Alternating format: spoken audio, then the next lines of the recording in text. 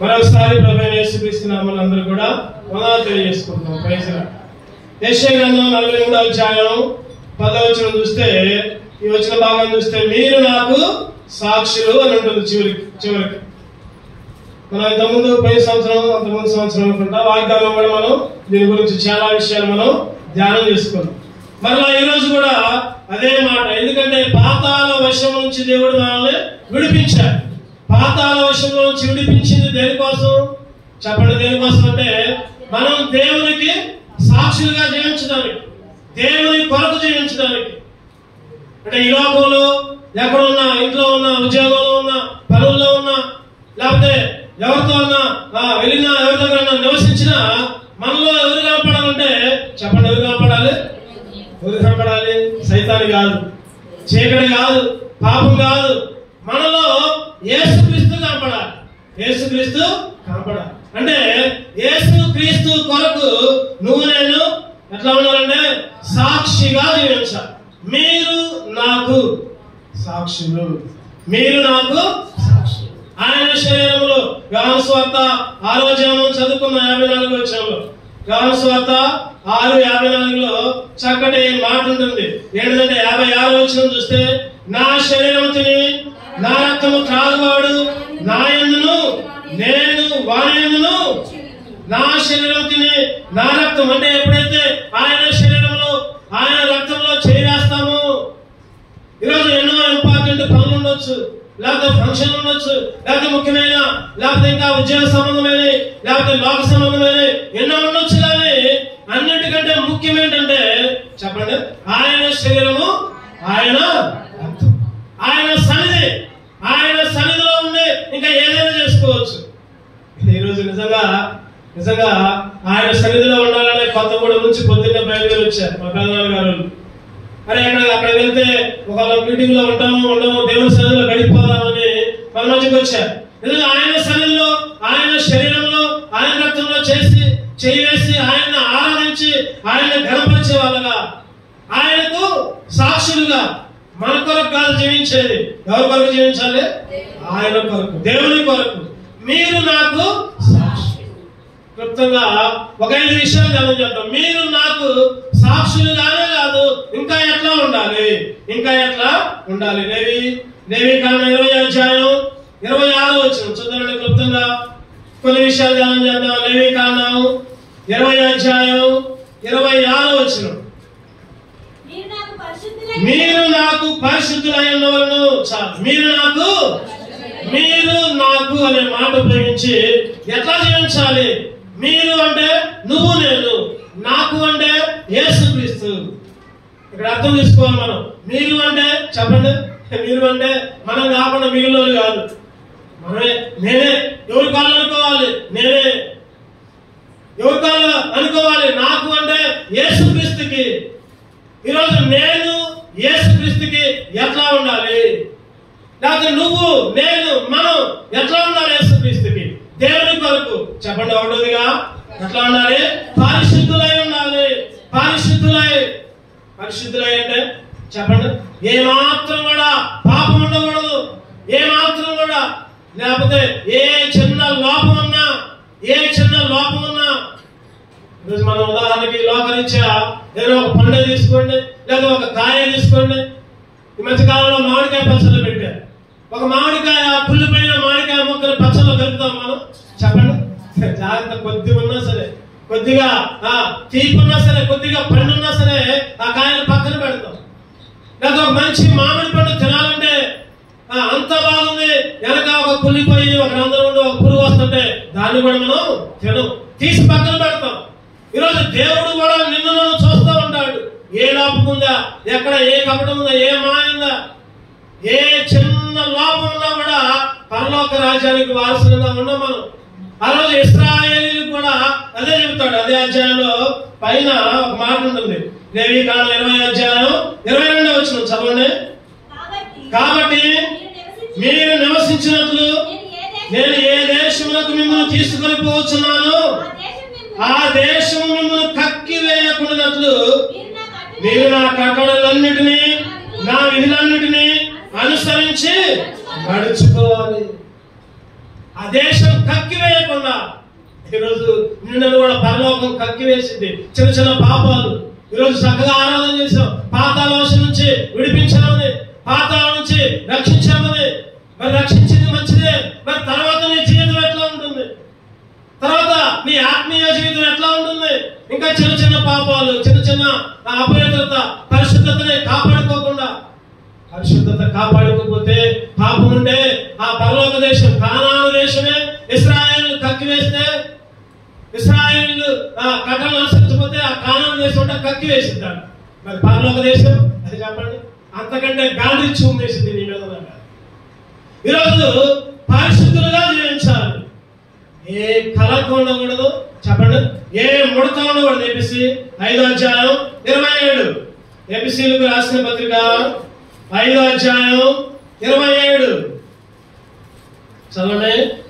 ABC 5:27 పురుషులారా మీరు మీ భార్యను ప్రేమించుడి, అటువలే క్రీస్తు కూడా సంఘమును ప్రేమించి అది కళంకమైన ముడతైనను అటుది మరి ఏదైనా లేక పరిశుద్ధమైనదిగాను నిర్దోషమైనదిగాను మహిమగల సంఘముగాను ఆయన తన ఎదుట దానిని నిలవబెట్టుకొనవలెనని వాక్యముతో ఉదక స్నానము చేత దానిని పవిత్రపరిచి పరిశుద్ధపరచుటకై దాని కొరకు తన్ను తాను అప్పగించుకుంది. తను తాను శిలువలోకి నీ కొరకు నా కొరకు అప్పగించి ప్రాణాన్ని పెట్టి రక్తాన్ని కాచింది. ఎందుకంటే నీ దగ్గర ఏ ముడత ఉండకూడదు, ఏ కణకు ఉండకూడదని పరిశుద్ధమైన సంఘముగా, పెళ్లి కుమారుని ఎదుర్కొనే సంఘముగా ఏ కణకు ఉండకూడదు, ఏ ముడత ఉండకూడదు, ఏ లోపం కూడా ఉండకూడదు. అప్పుడు మాత్రమే ఆ నిత్య రాజ్యంలోకి వారసులు. అనుకున్నాం కదా, బాప్తిసం తీసుకున్నాంలే, ఆదివారం ఒక రోజు ప్రార్థనకు పోతున్నాంలే, దేవుడికి కానుకలిస్తున్నాంలే, ఇక మేము పరలోకం పోతాంలే అని అనుకుంటున్నారేమో. ఈరోజు బాప్తిసం తర్వాత, రక్షణ పొందిన తర్వాత ఎప్పటికప్పుడు పరిశుద్ధపరచుకోవాలి, ఎప్పటికప్పుడు స్నానం చేయాలి. వాక్యం అనే ఉదక స్నానం. ఎప్పటికప్పుడు ఏ పడుతుందా, ఏ కలకం ఉందా, ఏ లోపం ఉందా, ఏ బలహీనత ఉందా. ఆయన ప్రాణాలను పెట్టింది మనం పాపంలో జీవించడం కొరకు కాదు, లేదా మనం పాపంతో నివసించడం కొరకు కాదు. ఈరోజు ఎట్లా ఉందంటే ఆచార క్రైస్తవులుగా ఉంటున్నారు, పేరుకు మాత్రమే పరిశుద్ధులు, పరిశుద్ధత ఏమాత్రం కూడా లేదు. కలంకాలు, ముడతలు, మచ్చలు, లోపాలు అవన్నీ ఉంటే పరలోకం కక్కివేసింది. ఈరోజు మనం పరీక్షించుకోవాలి పరిశుద్ధ జీవితం సంపూర్ణంగా. అందుకనే కీర్తనకారుడు ఒక మాట అంటారు, కొలస్సీలకు రాసిన పత్రిక 1వ అధ్యాయంలో ఒక మాట, చక్కటి మాట ఉంటుంది. కొలస్సీ 1:28 చదవండి. ప్రతి మనుష్యుని క్రీస్తునందు సంపూర్ణునిగా చేసి ఆయన ఎదుట నిలవబెట్టాలని సమస్త విధమైన జ్ఞానంతో మేము ప్రతి మనుషునికి బుద్ధి చెప్పుచు, ప్రతి మనుషునికి బోధించుచు ఆయనకు ప్రకటించుతున్నాం. ఆయన్ని ఎందుకంటే చెప్పండి, సంపూర్ణులుగా చేసి ఆయన దగ్గర నిలబెట్టాలని. సంపూర్ణులుగా, సగం కాదు, సగం పరిశుద్ధత కాదు, లేకపోతే కొద్దిగా పాపం, కొద్దిగా లోకం, కొద్దిగా పరిశుద్ధత, అది కాదు. సంపూర్ణులుగా. అందుకనే బుద్ధి చెప్పడం, గద్దించడం, వాక్యాల ద్వారా హెచ్చరించడం. అప్పుడప్పుడు అనుకోవచ్చు, నాకేంటి ఇట్లా వాక్యం ద్వారా హెచ్చరిస్తున్నారు, నాకేంటి ఇట్లా మాట్లాడుతున్నారేంటి అని అనుకోవచ్చు. దేని కొరకంటే అది ఆయన ఎదుట సంపూర్ణముగా నిలబెట్టడానికే అట్లా గద్దించేది, ఆయన ఎదుట సంపూర్ణంగా నిలబెట్టడానికే హెచ్చరించేది. ఆ హెచ్చరికలను మనం తీసుకోవాలి. ఈరోజు నిజంగా మన జీవితంలో పరిశుద్ధత ఉందా? మీరు నాకు పరిశుద్ధులై ఉండాలి. యేసు క్రీస్తు కొరకు పరిశుద్ధ జీవితాన్ని సంపూర్ణముగా 2 కొరింథీ 7:1 కూడా ఒక చక్కటి మాట ఉంటుంది. 2 కొరింథీ 7వ అధ్యాయం 1వ చదవండి. ప్రియులారా, మనకు ఈ వాగ్దానంలో ఉన్నవి కనుక దేవుని భయముతో పరిశుద్ధతను సంపూర్తి చేసుకొనొచ్చు, శరీరమునకును ఆత్మకును కలిగిన సమస్త కల్మషం నుండి మనల్ని పవిత్రులుగా చేసుకున్నాం. ఎవరనేది మాటలు పౌలు కొరింథీయులకు రాసిన రాసుకుంటూ చేసుకోండి అంటున్నా. చేసుకున్నాం అందరూ నువ్వు నేను మనం సంపూర్ణంగా ఏం చేయాలంట? దేవుని భయముతో పరిశుద్ధతను సంపూర్తి చేసుకోవచ్చు. శరీరానికి ఆత్మకు. శరీర కల్మషం సబ్బు పెట్టి 2 పూట్ల లేదా 3 పూట్ల స్నానం చేస్తే శరీరం పట్టిపోద్ది. మరి ఆత్మ కల్మషం దేవుని మందిరంలోకి రావడం ద్వారానే, దేవుని వాక్యం వినడం ద్వారానే, దేవుని శరీరంలో పరిశీలన చేసుకుని బలంలో చేయడం ద్వారానే. మొదటిగా మీరు నాకు పరిశుద్ధులై ఉండాలి. సాక్షులుగా ఉండటంతో పాటు ఇంకా మనం పరిశుద్ధత కూడా కలిగి ఉండాలి. 2వ చూద్దాం. ఇర్మియా 29:12. ఇర్మియా గ్రంథం 29వ అధ్యాయం 12వ వచనం 652వ పేజీ. మీరు నాకు మొరపెట్టుదురని, మీరు నాకు ప్రార్థన చేయించి వస్తురని నేను మీ మనవి ఆలకించును. అదే ఏం చేయాలంట? మీరు నాకు మొరపెట్టాలి. మీరు నాకు అనే అంశం మీద మనం ధ్యానం చేస్తున్నాం. ఒకటోది మీరు నాకు పరిశుద్ధమై ఉండాలి. రెండవది మీరు నాకు మొరపెట్టాలి. మొరపెట్టమంటే చెప్పండి, అవసరం వచ్చినప్పుడు అడగడం కాదు. జ్వరం వచ్చినప్పుడు, లేకపోతే బాధ వచ్చినప్పుడు, సమస్య వచ్చినప్పుడు అయ్యా సమస్య తీర్చయ్యా అది కాదు. మొరపెట్టడం అంటే దేవునికి సంతోషం వచ్చినా, దుఃఖం వచ్చినా, బాధ వచ్చినా, కష్టం వచ్చినా, లేకపోతే ఎంతో సంతోషంగా ఉన్న దేవుణ్ణి మర్చిపోకుండా దేవునికి మొరపెట్టాలి. మనం ఆయనకు మొరపెడితే ఈరోజు విషాదకరమైన విషయం ఏంటంటే, బాధాకరమైన విషయం ఏంటంటే, ఆదివారం ప్రార్థనలకి వస్తా ఉంటాం కానీ సంఘ ప్రార్థన, ఉపవాస గుడిక, లేకపోతే ఇంకేదన్నా ప్రార్థన చేయడానికంటే చాలా మంది వెనకడికి వస్తా ఉంటారు. మొరపెట్టడానికి ఈరోజు నీ కన్నీటి ప్రార్థన, మందిరంలో చేసే ప్రార్థన దేవుడు ఆలకిస్తాడు, దేవుడు చూస్తాడు, దేవుడు వింటాడు. ఇంకా చెప్పండి, దేవుడు తన కళ్ళల్లో భద్రపరుస్తాడు. దేవుడు అన్నిటి నుంచి తప్పిస్తాడు. నువ్వు ఎప్పుడైతే మొరపెడతావు, నీ భర్త కొరకు, నీ భార్య కొరకు, నీ పిల్లల కొరకు నువ్వు సరిగా మొరపెట్టట్లేదేమో, అందుకని వెనకం చేస్తున్నారు లోకంలో. స్త్రీలుగా కనపడుతున్నారు, పురుషులుగా లేరు. కారణం సరిగా మొరపెట్టట్లేదు. సరిగా మొరపెట్టలా మన పిల్లలు ఈ లోకంలో జీవిస్తుంటున్నారు. కారణం దేవుని మందిరంలో మొరపెట్టండి. ఎప్పుడైతే ఆయనకు మొరపెడతాము, ఎప్పుడైతే ఆయనకి ప్రార్థన చేస్తాము, ఎప్పుడైతే ఆయనతో సహవాసం చేస్తాము, ఎప్పుడైతే ఆయనతో ఏకాంతంగా గడుపుతామో అప్పుడు మనకి పరలోక రాజ్యం, అప్పుడు మనకి నిత్య రాజ్యం. మొరపెడితే ఒక పాస్టర్ గారు అంట, ఇంతకుముందు చెప్పాను అనుకుంటా, ఒక పాస్టర్ గారు అంట ఓ పెద్ద మీటింగ్ పెట్టారు. మీటింగ్ పెట్టిన తర్వాత 500 మంది దాకా బాప్తిసం తీసుకుంటానికి సిద్ధపడ్డారు. పాస్టర్ గారు చెప్తున్నారంట, అబ్బా 500 మందికి నేను బాప్తిసం ఇచ్చా, దేవుడు నాకు ఎన్నో కిరీటాలు ఇస్తాడు అనుకుంటూ పడుకున్నాడంట సంతోషంతో. అబ్బా నా సేవా జీవితంలో 500 మందిని రక్షించా, ఒక్కసారి బాప్తిసం తీసుకున్నారు, దేవుడు నాకు ఎన్ని కిరీటాలు ఇస్తాడో అనుకుంటూ పడుకుంటుంటే, ఆ పడుకున్నప్పుడు ఆ రాత్రి కాల సమయంలో ప్రార్థనలో దేవుడితో కనపడి అంటుందంట కిరీటాలు పట్టుకొని వచ్చిందంట. అబ్బా అనుకున్నాడంట, ఆహా రేపు 500 మంది బాప్తిసం తీసుకున్నారు కదా, ఈ కిరీటాలని నా కొరకే అనుకుంటున్నాడంట. ఆ పాస్టర్ దేవదూత వచ్చిందంట, కిరీటాలు అనేది తెచ్చిందంట. ఆ పాస్టర్ గారికి వాటిలో నుంచి ఆ కిరీటం ఇచ్చిందంట. అడిగారంట, అదేంటి ఈ కిరీటాలని నాకు కాదా అని అడిగాడంట. అందులోగా దేవదూత, నీకు కాదయ్యా, నీకు కాదు, ఇగో మీ మందిరంలో ఒక వృద్ధురాలు, ఒక విధవరాలు, ఒక ముసలి స్త్రీ ఎప్పుడు మీ మందిరంలో చేరి ప్రార్థన చేస్తుంది. పలానా వాళ్ళని రక్షించు, పలానా వాళ్ళకి రక్షణ చేయ, పలానా వాళ్ళకి బాప్తిసం చేయ, ఎన్నో సంవత్సరాల నుంచి ఆ ప్రార్థన చేస్తుంది. ఈ కిరీటాలన్నీ ఆమెకే, నీకు కాదు. ఆమె ప్రార్థన ఫలితం ద్వారానే ఈరోజు 500 మంది రక్షించబడుతున్నారు. ఈరోజు మనం అనుకుంటాం కదా, నేను చెప్పడం ద్వారానే, లేకపోతే నేను వాళ్ళకి ఎట్లా చేయడం ద్వారానే వాళ్ళు బాప్తిసం తీసుకున్నారు అని అనుకుంటాం.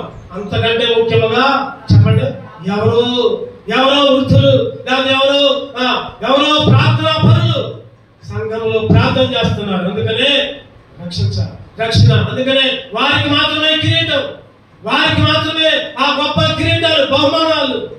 ప్రార్థన చేయడం ద్వారా నిజంగా ఈరోజు నేను ఇక్కడ నిలబడాలంటే అసలు ఏమాత్రం మన గొప్పతనం లేదు. మా అమ్మగారు, మా నాన్నగారు, ఇక్కడ ఉన్నారు మా పెద్దనాన్నగారు, మా పెద్దమ్మ గారు, నేను సేవ చేస్తున్నానంటే వాళ్ళు ఎంతో సంతోషపడ్డారు. అరే మీ నాన్న ఉన్నప్పుడు చేసినట్టు బాగుండేది, మీ అమ్మగారు ఎంతో సంతోషపడే వాళ్ళే అనే వాళ్ళు చాలా ప్రోత్సాహపరిచారు, సేవపరిచారు. నిజంగా ఆలోచన చేస్తే వారి ప్రార్థనా ఫలితాలే ఈరోజు నువ్వు కానీ నేను కానీ ఈ విధంగా దేవుని మందిరంలో ఉన్నామంటే ఎవరో మన కొరకు ఏం చేస్తున్నారు? మొరపెడుతున్నారు, ప్రార్థన చేస్తున్నారు. ప్రార్థన చేస్తే మీరు నాకు మొరపెట్టాలి. మొరపెడితే ఏం జరిగిందంట? ప్రార్థన చేస్తే ఆయన ముఖ దర్శనం కలిగింది. చూద్దారండి అపొస్తలుల కార్యాలు 22వ అధ్యాయం 17వ వచనం. అపొస్తలుల కార్యాలు 22వ అధ్యాయం 17వ వచనం. అంతటా నేను యెరూషలేమునకు తిరిగి వచ్చి దేవాలయంలో ప్రార్థన చేయుచుండగా పరవశుడనై ప్రభువును చూచితిని. ప్రార్థన చేయుచుండగా ఆయన ముఖ దర్శనం వచ్చింది. ఆయన మనకు కనపడతాడు. పౌలు గారు అంటున్నారు పరవశుడనై ప్రార్థన చేస్తే దేవుడు నీకు కనపడుతూ ఉంటాడు. సియోనులో నిన్ను ఆదుకుంటాడు. సియోనులో నిన్ను కీర్తన 22వ వచనం, 20వ కీర్తన 2వ వచనం. పరిశుద్ధ స్థలంలో నుండి ఆయన నీకు సహాయం చేయనుగాక, సియోనులో నుండి నిన్ను ఆదుకొనుగాక. సియోనులో నుండి నిన్ను ఆదుకొను. ప్రార్థన చేస్తే ఆయన ముఖ దర్శనం, ఆయన ఆదుకుంటాడు. నీ అక్కలు, నీ అవసరాలు, నీ కుటుంబ అక్కలు, నీ కుటుంబ అవసరాలు. ఈరోజు ప్రార్థన చేసే విధంగా ఉండాలి. ఒకటోది చెప్పండి, మీరు నాకు పరిశుద్ధులుగా ఉండాలి. రెండవది, మీరు నాకు మొరపెట్టే వాళ్ళగా, ప్రార్థన చేసే వాళ్ళగా.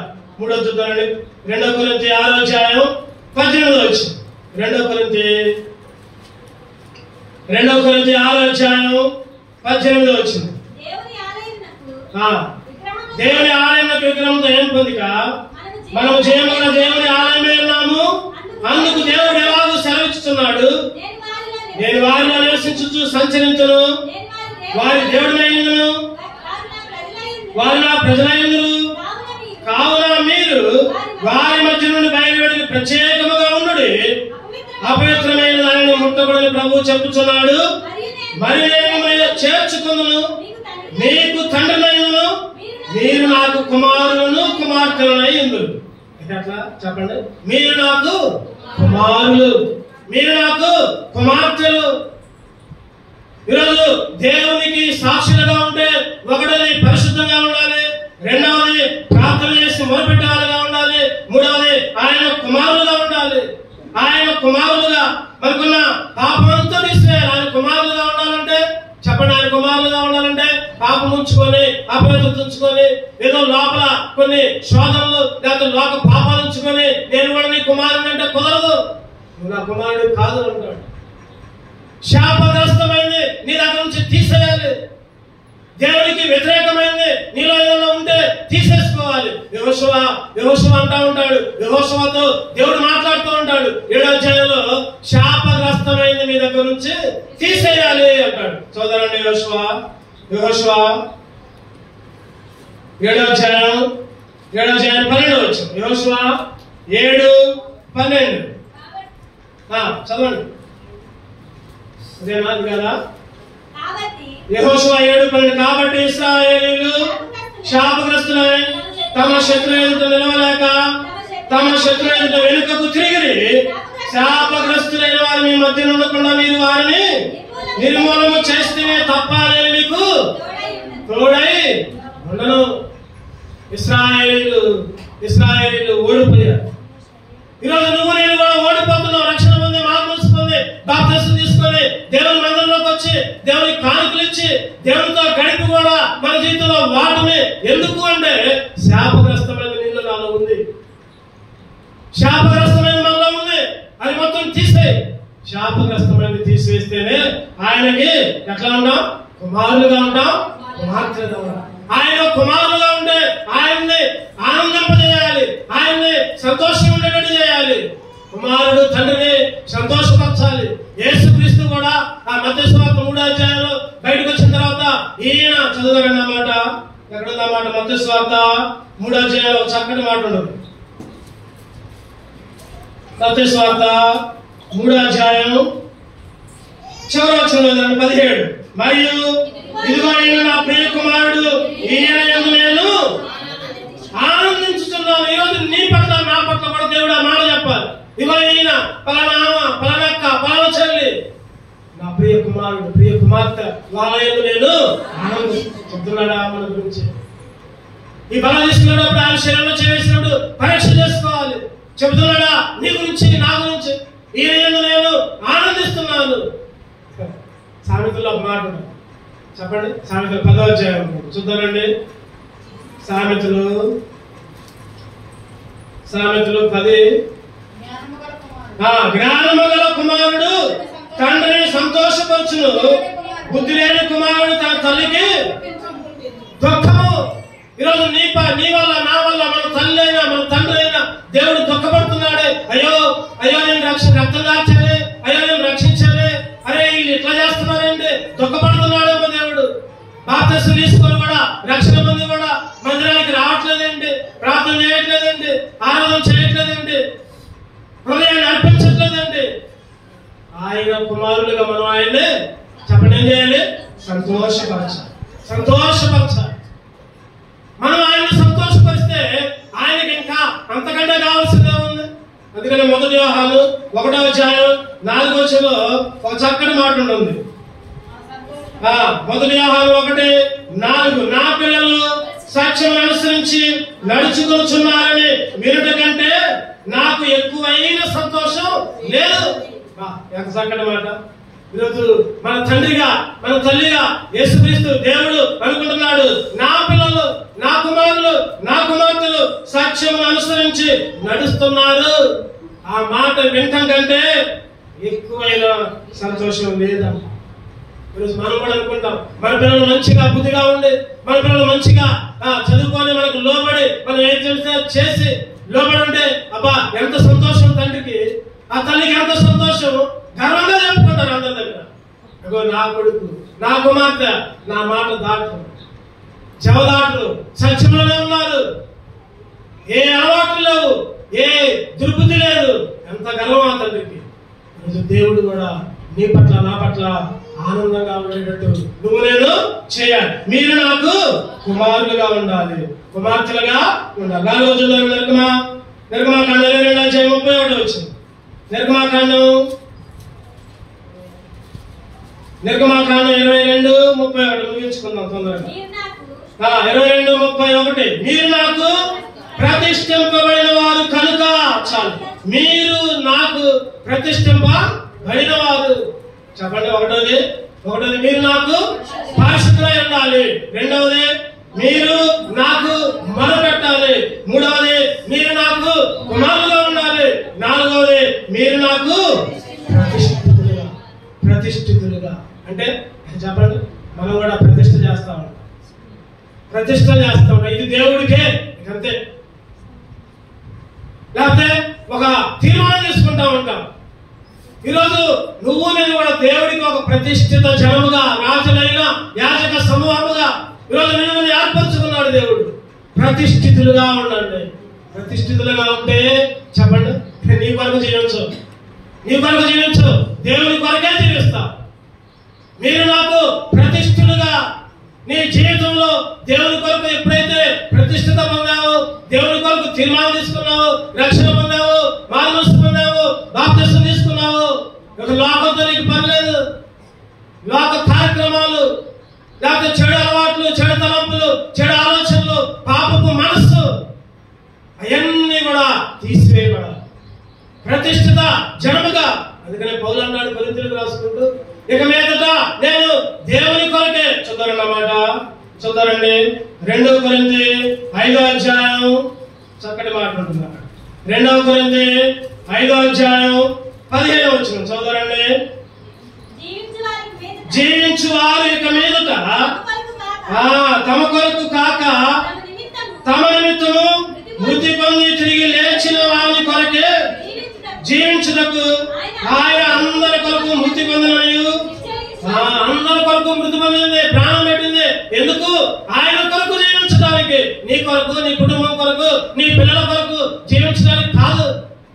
సరే, ఈ లోకంలో ఉన్నప్పుడు తప్పదు. తప్పదు, మన కుటుంబం, మన పిల్లలు తప్పదు. అన్నిటికంటే ముఖ్యంగా దేవుడి తర్వాతే నీ బిడ్డలైనా, నీ ఆస్తి అయినా, నీ ఇల్లు అయినా, నీ భర్త అయినా, నీ భార్య అయినా, ఎవరైనా సరే ముందు స్థానం దేవుడికి. జీవింతు నేను ఇక మీదట నా కొరకు కాక యేసు కొరకు జీవింతును. పాడదాం అందరం కలిసి. జీవింతు నేను ఇక మీదట నా కొరకు కాక యేసు కొరకు జీవింతును.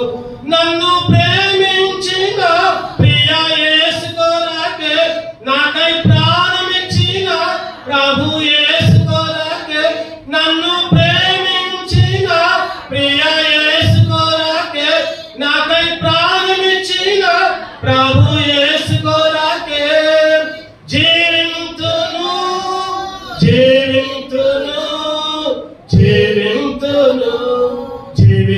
నేను ఇక మీదట నా కొరకు కాక.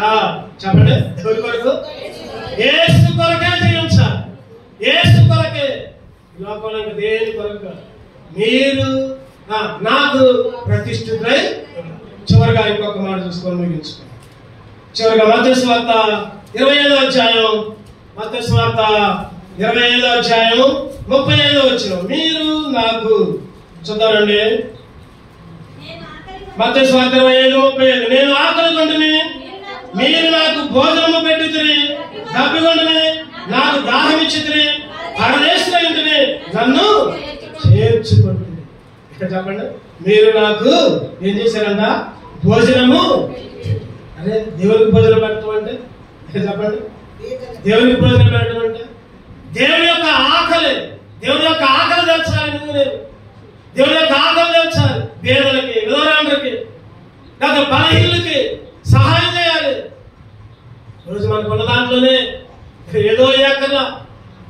మరీ ముఖ్యముగా దేవుని ఆకలి తీర్చడం అంటే ఏంటో తెలుసా? దేవుని కొరకు అన్యులైన ఆత్మలను సంపాదించాలి. అది మరీ ముఖ్యం. దేవునికి, యేసుక్రీస్తుకి భోజనం పెట్టడం అంటే యేసుక్రీస్తు ఆకలి కొన్నాడు. ఏ ఆకలి? శారీరక ఆకలి కాదు, ఆత్మల ఆకలి. ఈరోజు నువ్వు, నేను, మనం దేవుని ఆకలి తీర్చే వాళ్ళనే ఉండాలి. ఈరోజు నువ్వు, నేను ఆయన ఆకలి తీర్చాలంటే చెప్పండి, నరకంలోకి పోయే వాళ్ళని లాగా, అగ్నిలోకి పోయే వాళ్ళని లాగా. అంటే వాళ్ళకి ఒక స్వార్థగా కనపడాలి. నువ్వు ఎక్కడున్నా, నువ్వు ఉద్యోగం చేస్తున్నావా, లేకపోతే నువ్వు పొలానికి వెళ్తున్నావా, లేకపోతే ఇంట్లో ఉంటున్నావా, సాక్షిగా ఉన్నా. నువ్వే ఒక స్వార్థ. బైబిల్ లేని స్వార్థం ఉన్నాయి చెప్పండి. ఎన్నున్నాయి? మత్తయి స్వార్థ, మార్కు స్వార్థ, లోక స్వార్థ, ఆహార స్వార్థ, 4 స్వార్థ. 5వ స్వార్థ నువ్వు కావాలి. నీ చుట్టుపక్కల ఉన్న వాళ్ళని రక్షించాలి. నీ చుట్టుపక్కల ఉన్న వాళ్ళని మందిరాన్ని తీసుకొని రావాలి. దేవుని గురించి చెప్పాలి. అదే దేవుని ఆకలి తీర్చడం. అగ్నిలో పడకుండా లాగడమే దేవుని ఆకలి తీర్చడం. ఆ రోజు పేతురు గారు ఒక్క ప్రసంగం చెప్తేనే అపొస్తలుల కార్యాలు 2వ అధ్యాయంలో కొన్ని వేల మంది రక్షించబడ్డారు. దేవుని ఆకలి పేతురు గారు తీర్చారు, పౌలు గారు తీర్చారు, ఎంతో మంది తీర్చారు. మరి నీ సంగతి? దేవునికి ఒక్క మెతుకన్నా పెడతావా? అంటే ఒక మెతుకంటే ఒక ఆత్మైన దేవుని కొరకు సంపాదిస్తున్నావా? దేవుని కొరకు నువ్వు సాక్షిగా ఉండే దేవునికి ఒక్క మెతుకే. నేను బాగా భోజనం పెడుతున్నా, బాగా కానుకలు ఇస్తున్నా, అది చేస్తున్నా, మంచిదే. వాటికంటే ముఖ్యంగా దేవుని స్వార్థ ప్రకటించు. దేవునికి స్వార్థ ప్రకటించాలంటే ముందు నిన్ను నువ్వు ఒక సాక్షిగా ఉంచుకోవాలి. నీ దగ్గరే తప్పులు ఉన్నాయా? నీ దగ్గరే లోపాలు ఉన్నాయా? నీ దగ్గరే ముడుతున్నాయా? నువ్వు ఇంకా ఒకళ్ళు ముడతా ఇంకేం తీరుస్తావు? చెప్పండి. నువ్వు ఎందుకు స్వార్థ చెప్పట్లా? నీ దగ్గర తప్పు ఉంది, నువ్వు చూసుకోమా ముందు.